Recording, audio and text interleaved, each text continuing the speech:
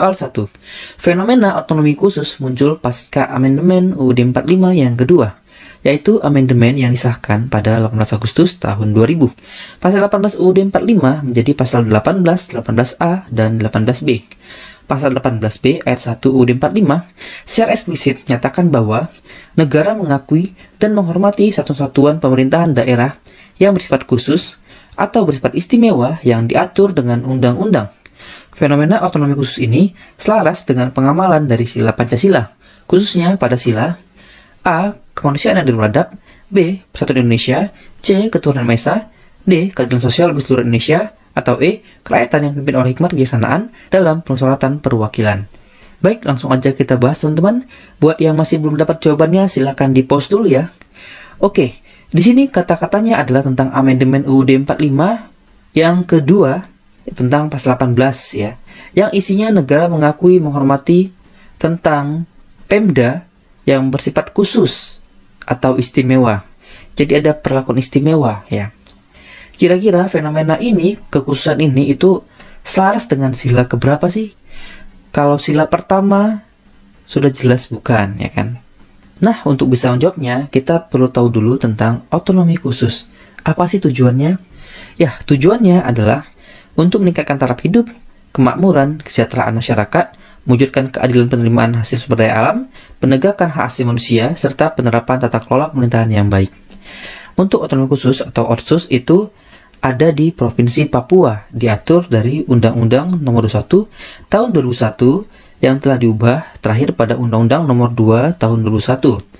Adalah suatu undang-undang yang dibentuk dengan mempertimbangkan bahwa cita-cita dan tujuan NKRI adalah membangun masyarakat Indonesia yang adil, makmur, dan sejahtera berdasarkan Pancasila dan UUD 45. Nah, dari penjelasan ini sudah jelas bahwasanya adanya kekhususan atau keistimewaan tujuannya adalah untuk keadilan, kemakmuran, dan kesejahteraan gitu ya. Karena bukan rahasia lagi ya, bahwa ada ketimpangan pembangunan ya. Oleh karenanya, dengan adanya otonomi khusus ini adalah untuk memperkecil ketimpangan tadi. Oleh karenanya, jawaban yang paling tepat adalah ya, betul, D. Sila kelima ya, keadilan sosial bagi seluruh rakyat Indonesia. Baik, kita lanjut lagi untuk soal berikutnya.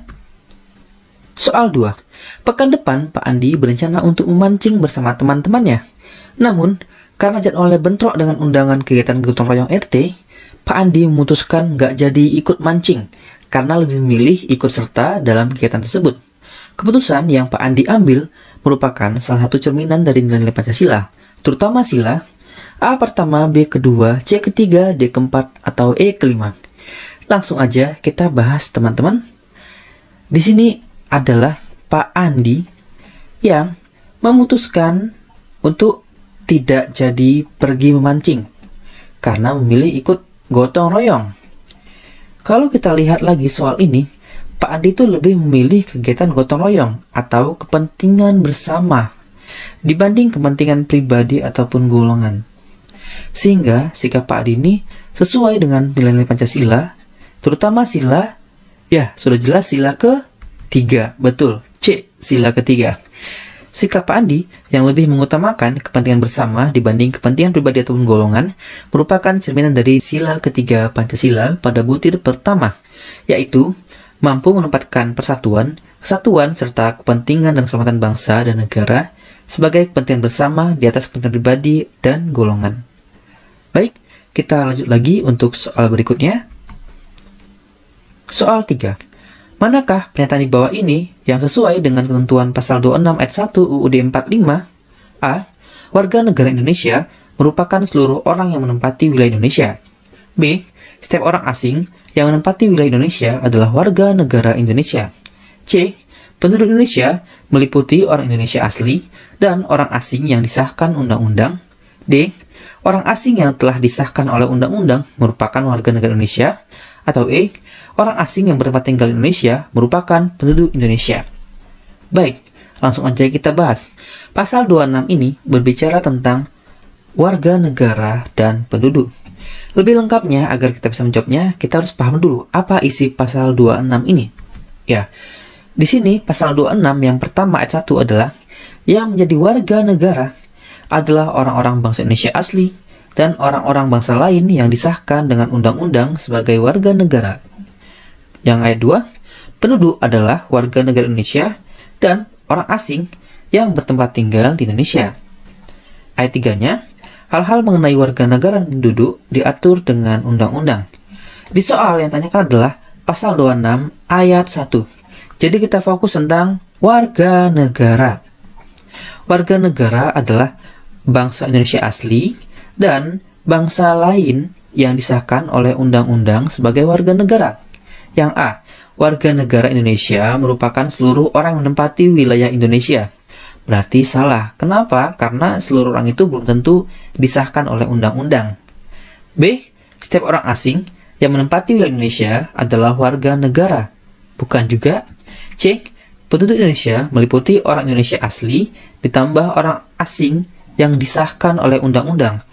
Penduduk itu yang menempati Indonesia, bukan yang disahkan. Salah. D, orang asing yang telah disahkan dengan undang-undang merupakan warga negara Indonesia. Orang asing yang telah disahkan dengan undang-undang merupakan warga negara Indonesia. Betul ya? Ini dia, bangsa lain kan orang asing, yang telah disahkan dengan undang-undang adalah warga negara. Betul. Yang E, orang asing yang bertempat tinggal di Indonesia merupakan penduduk Indonesia. Orang asing yang bertempat tinggal di Indonesia, orang asing yang bertempat tinggal di Indonesia adalah penduduk. Betul. Tapi karena ayat 1 yang tanya, teman-teman, yang bicara tentang warga negara, bukan bicara tentang penduduk, jadi yang E ini otomatis tidak tepat lagi. Maka jawaban yang paling tepat adalah D. Orang asing yang telah disahkan dengan undang-undang merupakan warga negara Indonesia. Oh ya, sebenarnya C ini juga jelas salah teman-teman ya. Karena yang tanyakan adalah tentang warga negara, bukan penduduk. Ya, jadi sebenarnya kalau kita tahu tentang ayat 1 ini isi tentang warga negara, jadi yang C ini tadi langsung coret aja, nggak perlu dibaca sampai akhir. Baik, kita lanjut lagi untuk soal berikutnya. Soal 4. Setelah sekitar 2 tahun proses negosiasi intensif yang melibatkan pemerintah, holding industri pertambangan PT Inalum, Freeport, dan Rio Tinto, akhirnya pada tanggal 21 Desember 2020, pemerintah Indonesia telah resmi mengambil alih 51,2% saham PT Freeport. Kebijakan pemerintah Indonesia sangat sesuai apabila dikaitkan dengan ketentuan pasal 33 ayat 3 UUD 45 dengan syarat kebijakan tersebut ditujukan untuk A. Memperkuat kedudukan dan kedaulatan bangsa Indonesia dalam mengelola kekayaan alam. B. Melakukan nasionalisasi perusahaan-perusahaan asing yang ada di Indonesia. C. Meningkatkan kemakmuran dan kesejahteraan rakyat Indonesia. D. Meningkatkan sumber pendapatan negara di sektor pertambangan. Atau E. Memperkuat perekonomian daerah Papua dengan selalu mengedepankan asas kekeluargaan. Baik, langsung aja kita bahas. Apa sih isi dari pasal 33 ini? Ya, untuk pasal 33 ayat 3 isinya adalah bahwa bumi dan air dan kekayaan alam yang terkandung di dalamnya dikuasai oleh negara dan digunakan untuk sebesar-besarnya kemakmuran rakyat.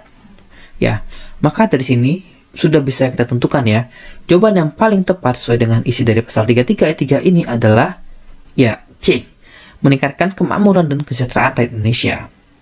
Baik, kita lanjut lagi untuk soal berikutnya. Soal 5. Salah satu tujuan negara Indonesia adalah memajukan kesejahteraan umum. Wujud pelaksanaan tujuan negara tersebut dapat dilakukan dengan cara A.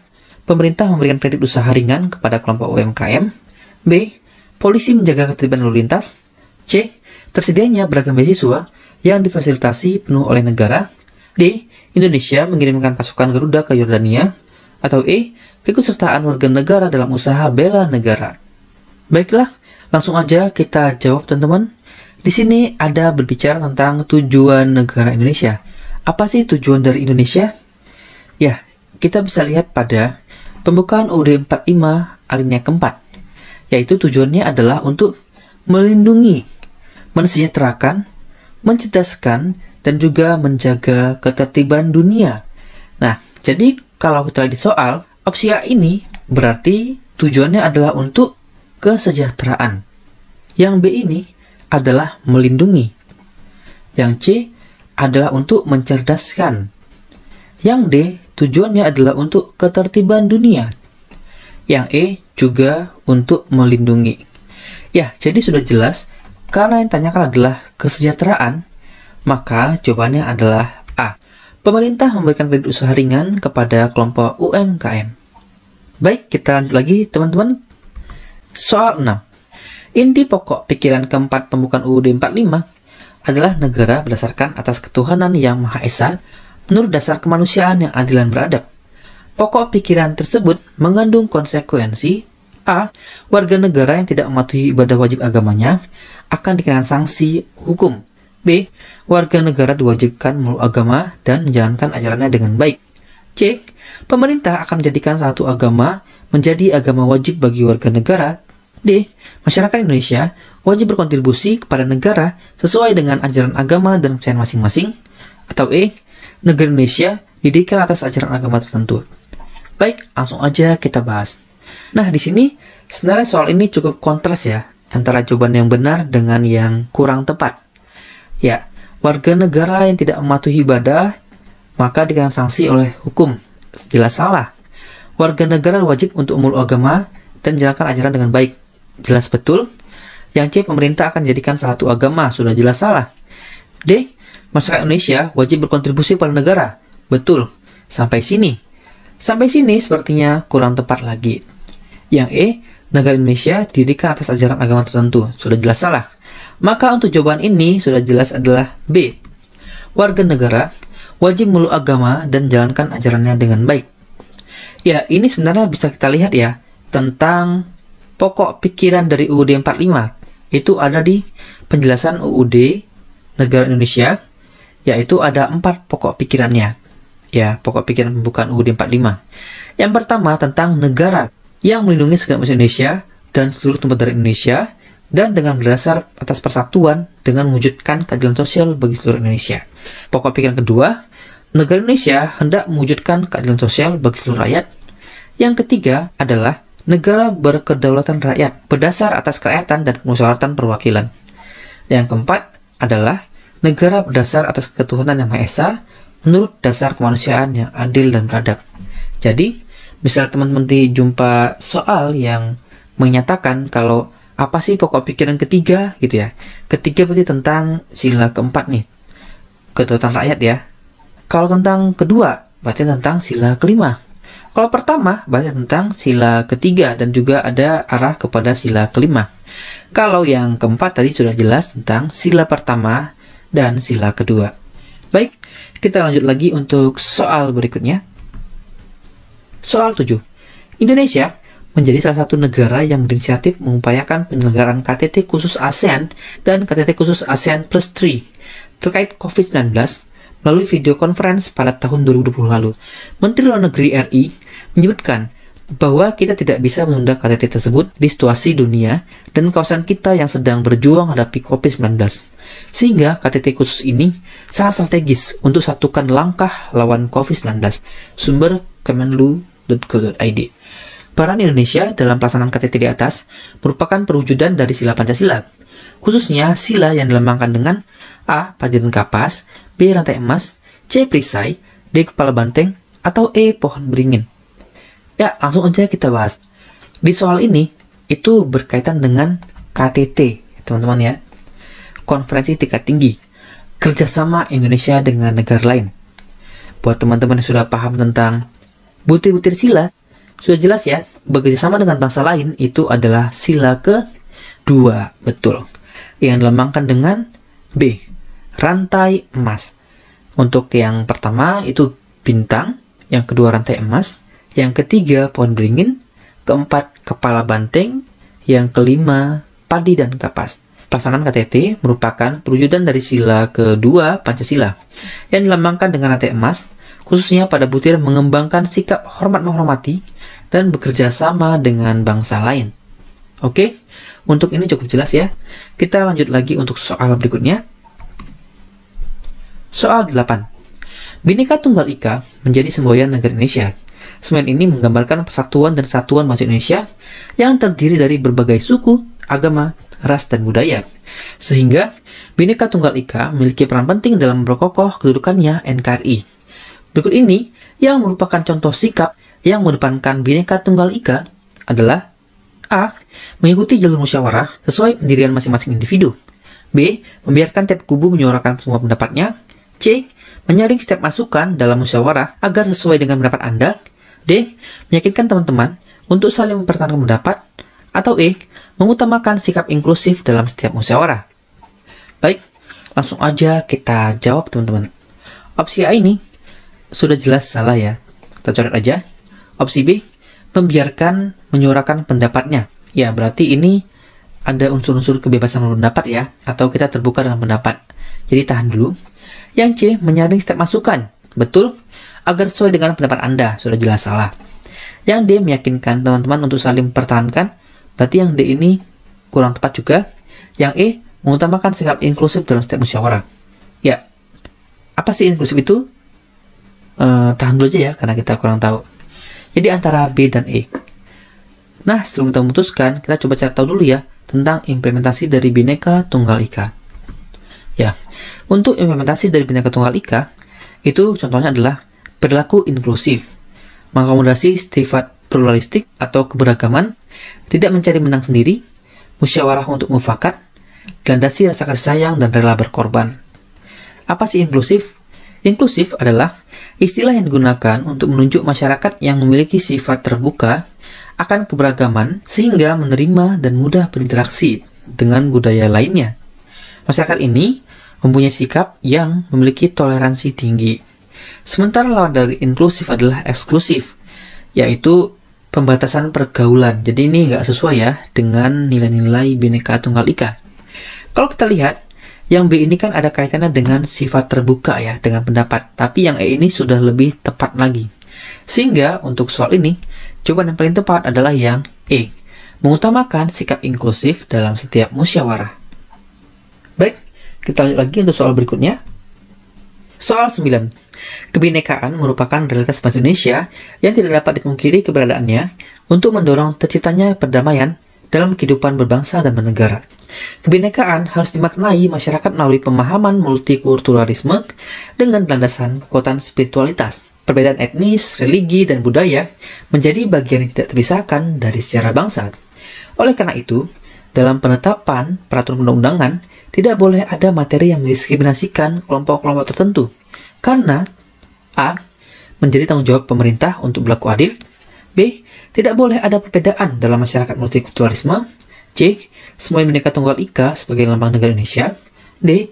Aturan yang dibuat seharusnya menciptakan kondisi masyarakat tanpa kelas-kelas sosial. Atau E.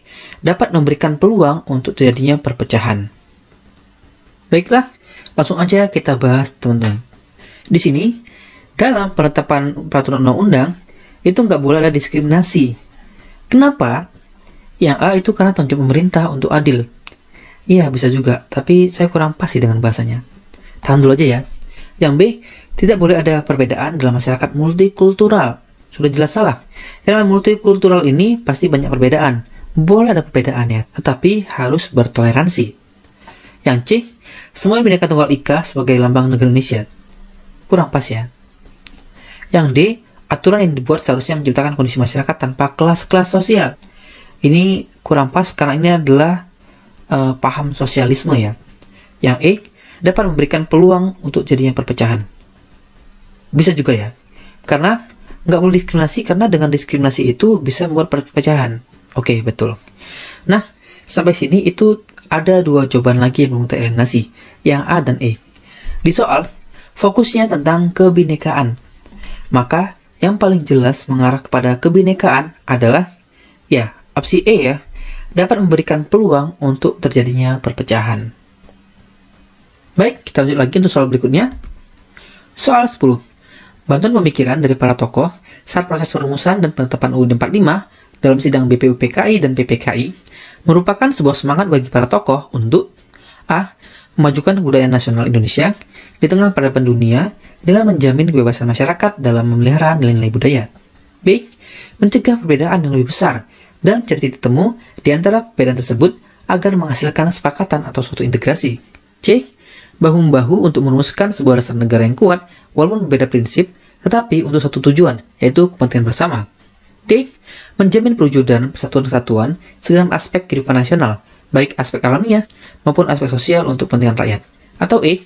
Penerapan atau implementasi wawasan Nusantara dalam kehidupan politik sehingga menciptakan iklim penyelenggaraan negara yang sehat dan dinamis. Baik, langsung aja kita jawab teman-teman. Di sini, bantuan pemikiran para tokoh saat merumuskan dan menetapkan UUD 45 dalam sidang BPUPKI atau PPKI merupakan sebuah semangat. Untuk apa? Yang A, untuk memajukan budaya nasional. Ini kurang pas ya, ini sebenarnya ada di UUD 45. Pasal berapa? Silakan cari tahu ya. Yang B, mencegah perbedaan lebih besar menjadi titik temu di antara perbedaan tersebut agar menghasilkan kesepakatan. Bisa ya, karena kesepakatan. Yang C, bahu-membahu untuk merumuskan sebuah dasar negara yang kuat, walaupun beda-beda, tapi satu tujuan. Bisa juga antara B dan C, yang C sepertinya lebih jelas lagi ya. Kalau yang B ini kan tujuannya adalah untuk titik temu dari perbedaan agar menghasilkan kesepakatan. Kalau yang C ini lebih spesifik lagi untuk tujuan yang sama, yaitu kepentingan bersama. D, menjamin perwujudan persatuan segenap aspek kehidupan nasional, baik aspek alamiah maupun aspek sosial untuk masyarakat.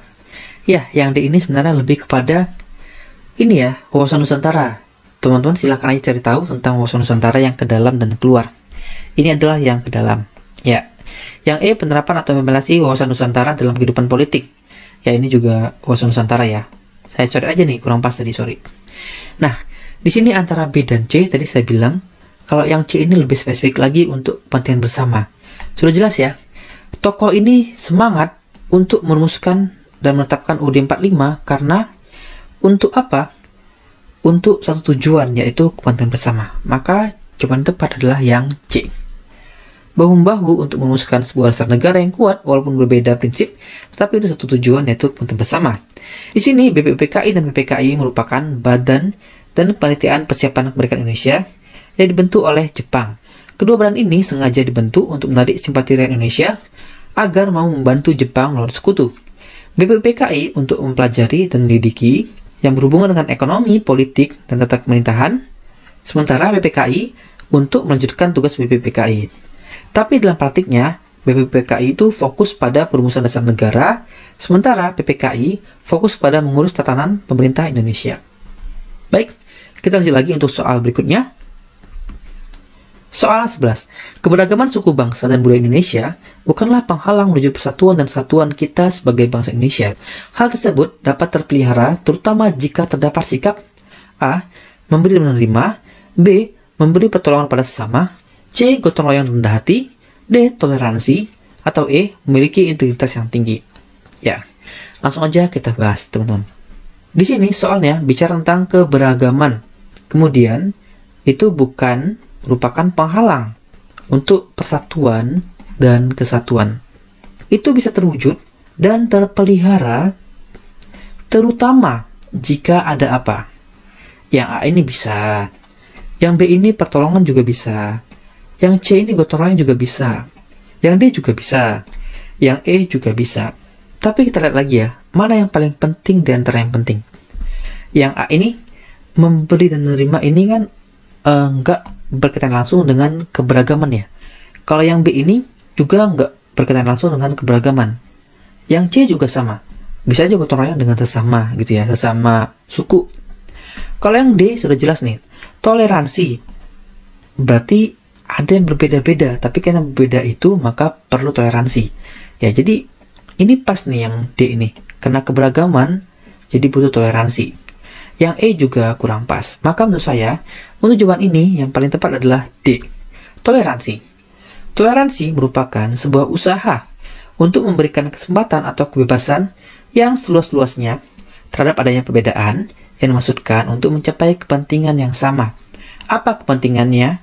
Yaitu untuk menuju persatuan dan kesatuan sebagai bangsa Indonesia. Oke, kita lanjut lagi untuk soal berikutnya. Soal 12. Pada dasarnya, keberagaman masyarakat Indonesia menjadi modal dasar dalam pembangunan bangsa.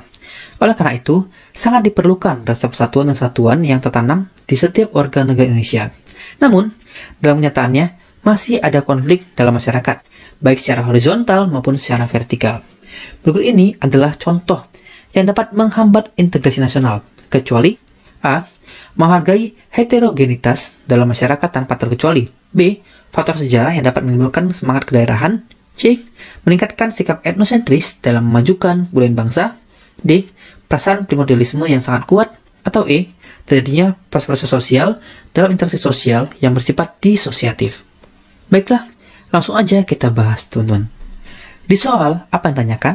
Yang ditanyakan tentang contoh yang dapat menghambat integrasi nasional kecuali. Berarti karena kecuali, maka yang ditanyakan adalah hal apa sih yang dapat mendukung integrasi nasional? Ya, yang A, menghargai heterogenitas. Heterogen berarti kondisi masyarakat yang majemuk ya, tanpa terkecuali. Nah, yang A ini menurut saya masih cocok karena ada kaitannya dengan toleransi di sini. Yang A tahan.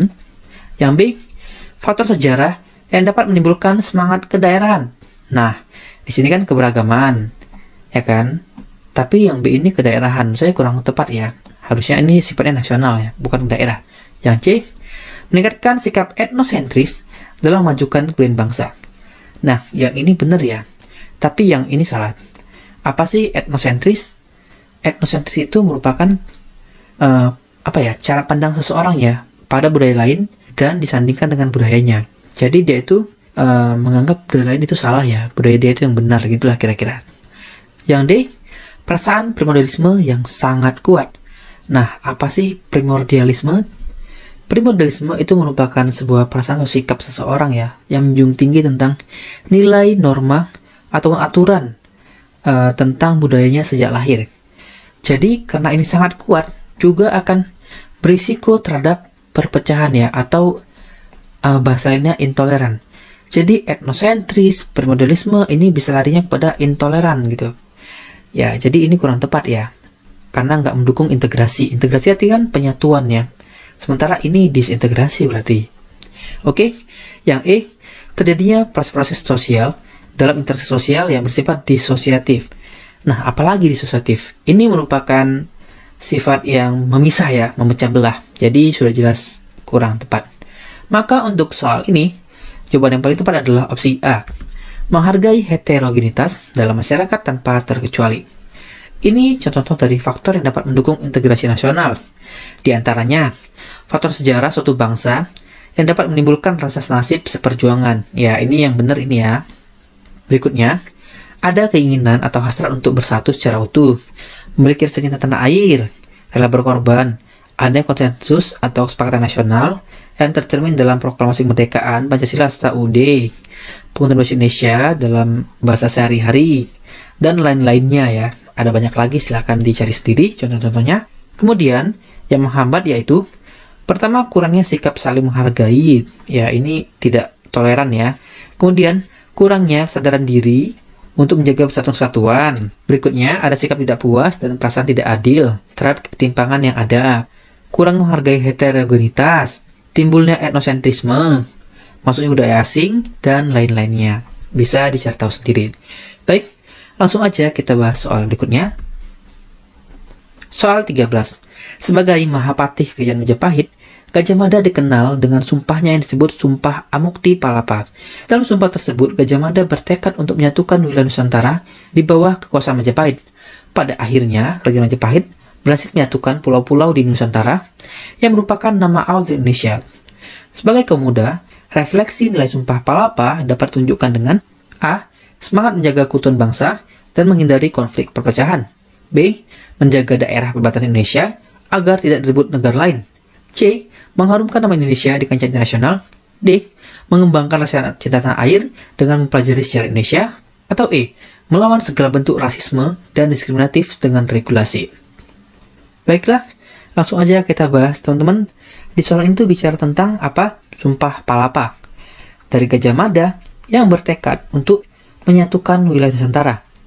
Ya, sekarang nama Indonesia ya. Dulu nama awal Indonesia adalah Nusantara. Nah, saat ini tekad dari Gajah Mada yang ingin menyatukan Nusantara itu bagaimana sih refleksi atau implementasinya sebagai kaum muda.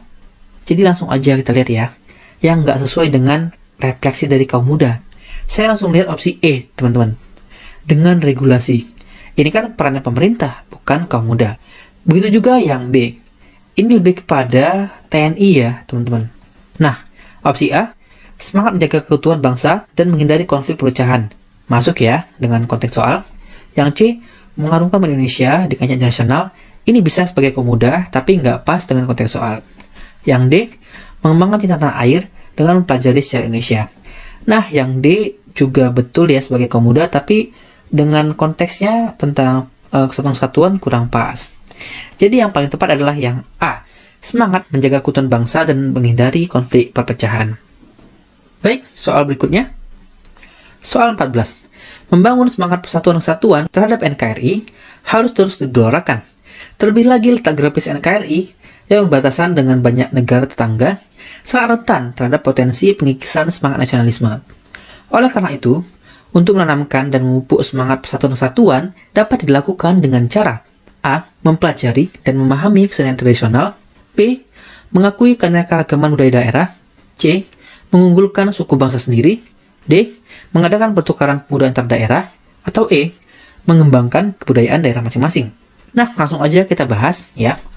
Di sini untuk memupuk semangat persatuan-kesatuan, maka dilakukan dengan cara A. Mempelajari, memahami kesenian tradisional.